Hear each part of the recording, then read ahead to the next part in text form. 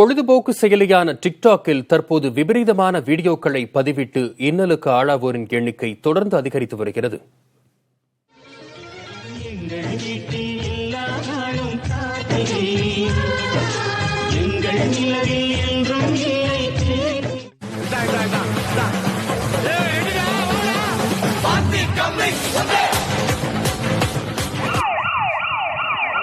பொது முடக்கம் காரணமாக டிக்டாக் செயலியில் பலர் தங்களுடைய பொழுதுபோக்கான வீடியோக்களையும் கொரோனா விழிப்புணர்வு சார்ந்த வீடியோக்களையும் பதிவிட்டு வரும் அதே வேளையில் தாம் தனித்து கவனிக்கப்பட வேண்டும் என்பதற்காக ஒரு சிலர் விபரீத வீடியோக்களை பதிவிட்டு காவல்துறையிடம் சிக்கிக்கொள்ளும் சம்பவங்கள் தற்போது அன்றாட நிகழ்வாகி வருகின்றன.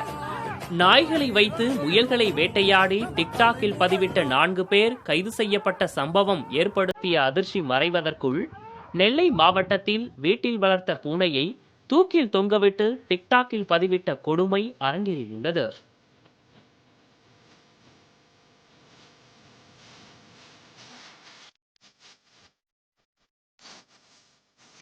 குறைந்த காலத்தில் பிரபலமாகும் நோக்கத்திலும் அதிக லைக்குகள் பெற வேண்டும் என்ற எண்ணத்தில் பாம்பு, தேல் போன்றவற்றுடன் விளையாடும் விபரீத காட்சிகள் டிக்டாக்கில் அதிகரிக்க தொடங்கியுள்ளதால் அதனை தடை செய்ய வேண்டும் என்ற குரல்கள் ஓங்கி ஒலிக்க தொடங்கிவிட்டது.